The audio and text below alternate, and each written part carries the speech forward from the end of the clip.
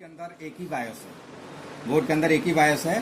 तो अगर बोर्ड में सब सप्लाई ओके, सब कुछ ओके, एम्पियर भी वही दिखा रहा है, फिर भी बोर्ड ऑन नहीं हो रहा, तो हमें उसी बायोस को क्या करना है, रिप्रोग्राम करना। अगर वो रिप्रोग्राम करने से भी नहीं हुआ, फिर भी नहीं हुआ, तो फिर आईओ की दिक्कत होती है। किसका दिक्कत होता है? आईओ का। आईओ ही हमारा बोर्ड को ऑन होने में हेल्प करता है, जिसके साथ इसी बायोस होता है। इसी बायोस हमने कर लिया, फिर भी इसे मिस हुआ, तो आपको आईओ देगा। ठीक है, तो अभी हम कोडिंग ये लिख लो। आउटपुट के कनेक्टर को बोर्ड के लिए जो हम सॉर्टिंग के लिए चेक करेंगे, आउटपुट का पोर्ट कनेक्टर भी ओके है, फिर भी हमारा बोर्ड ऑन नहीं हो रहा। तो अभी हमने जो बताया, इसी बायोस को रिप्रोग्राम करना। अगर इसी बायोस नहीं है तो एक ही बायोस होगा, उसी बायोस को आपको क्या करना है, रिप्रोग्राम करना है। ठीक है, अगर उसको भी रिप्रोग्राम करने के बावजूद भी सेम इश्यू है, तो वो आपकी प्रॉब्लम जो है वो आईओ से है। आईओ को ड्राई सोल्ड करेंगे।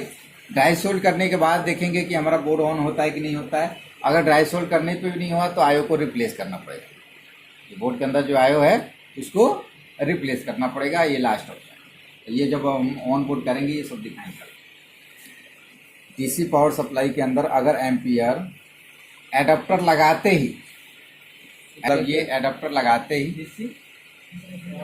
ही उसका एम्पियर और वोल्टेज, एम्पियर और वोल्टेज एडाप्टर लगाते ही हाई हो जाता है। जैसे यहाँ एडाप्टर लगाया और इसका तो एम्पियर बढ़ रहा है, पर वोल्टेज में कोई वेरिएशन नहीं हो रहा। पर अगर एडाप्टर लगाते ही वोल्टेज प्लस एम्पियर दोनों, चाहे वो वोल्टेज 1 हो जा रहा है, 1 volt, 2 volt, 3 volt, 5 volt, 6 volt, ऐसे हो गया। अगर एक बाइक एम्पियर वोल्टेज हाई होता है तो तुरंत इस जैक को यहाँ से हम हटा लेंगे। यहाँ पे क्या करना है, हटा लेंगे, क्योंकि अगर ज़्यादा टाइम तक रहेगा ना तो और भी बोर्ड में शॉर्टिंग और भी कंपोनेंट खराब होने के चांस होंगे, और होता भी है, खराब होता भी है। मतलब बोर्ड के अंदर आपकी शॉर्टिंग है।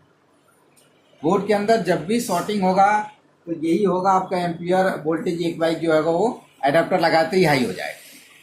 मतलब आपके लैपटॉप के अंदर शॉर्टिंग है, और शॉर्टिंग ज़्यादातर हम लगा के नहीं रखते, तुरंत उसको जो एडाप्टर का पॉइंट है उसको हटा देते। एक हाई होगा कोई 90% मॉसफेट या एनपीसी नॉन पोलराइज कैपेसिटर का। मैंने अभी अब इसमें बताया कि इसमें जो है परसों ही जो अभी कहाँ कैपेसिटर था एक छोटा सा, ये कैपेसिटर इसमें ये रिपेयरिंग के लिए आया था दोनों लैपटॉप, और दोनों सही हो गया। उसमें तो पासवर्ड का इशू था, इसमें जो था वो क्या प्रॉब्लम था, शॉर्टिंग का दिक्कत। मतलब जो है इसका वीडियो रिकॉर्डिंग करके हमने उस पर हमारा जो ऑनलाइन का कोर्स है उसको अपलोड किया, यूट्यूब चैनल पर नहीं किया है, तो उसका वीडियो मैं सेंड कर दूँगा, उसमें देखें। तो ये एम्पियर जो है उसमें आपको दिखाया गया है कि एम्पियर जो है लगाते ही क्या हो रहा है, बिल्कुल हाई हो रहा है। तो जब हाई हो रहा है तो हमने इसको निकाला, बोर्ड के निकालने के बाद हमें पता था कि भाई शॉर्टिंग है। तो बोर्ड को शॉर्टिंग पता करने के लिए एक तो तरीका है कि हम डायरेक्टली क्या करते हैं कि कंपोनेंट को चेक करते हैं। कंपोनेंट को चेक करते हैं कि आपस में शॉर्टिंग दिखा रहा है कि नहीं दिखा रहा है। तो अगर वोल्टिंग में शॉर्टिंग होगा तो जितना भी वोल्टिंग की सप्लाई जहाँ जहाँ जा रहा है वो सब शॉर्टिंग दिखाएगा। अब उसमें हमें पर्टिकुलर पता करना है कि ये शॉर्टिंग है, वो थोड़ा टॉप मतलब चीज़ होता है, उसको पता करना थोड़ा मुश्किल होता है। तो उसके लिए आपको एक तो वो जला हो, या कुछ कलर उसका डैमेज हो, या कुछ अलग दिख रहा हो तो पता चल जाएगा। पर अगर वो एक ही जैसा दिख रहा है तो हम कैसे कंफर्म करेंगे वही कंपोनेंट है।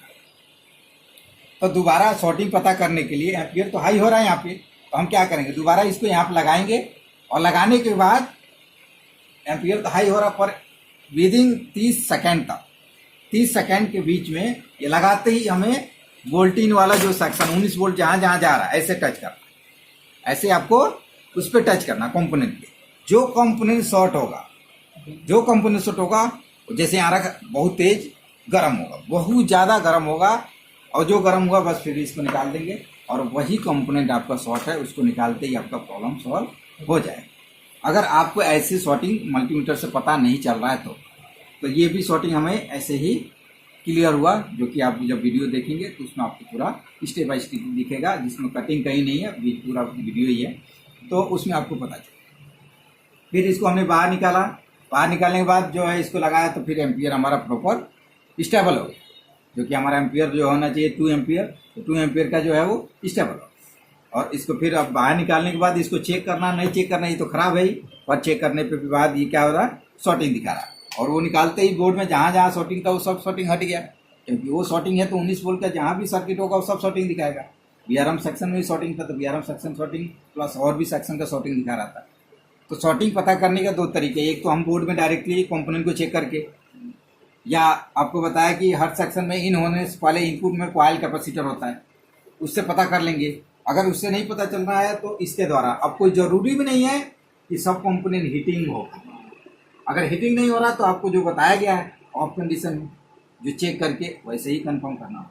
अगर हीटिंग हो रहा तो हमें कंफर्म पता चल जाएगा। तो अभी हम कहाँ पे थे? शॉर्टिंग ज़्यादातर वोल्ट वाला एरिया, वोल्टिंग सेक्शन 19 वोल्ट वाला, 3.35 वोल्ट वाला सर्किट, 3.35 वोल्ट वाला सर्किट, 19 वोल्ट वाला सर्किट में दिक्कत होता है, मतलब शॉर्टिंग होता है। 3 and 5 19, 3 and 5, अगर इन तीनों में से कहीं भी शॉर्टिंग होगा तो एम्पियर और वोल्टेज हाई होगा। बैटरी नहीं लगा होगा तो जो हमने कंडीशन बताया कि आपका डायरेक्टली ऑन होने का वो सी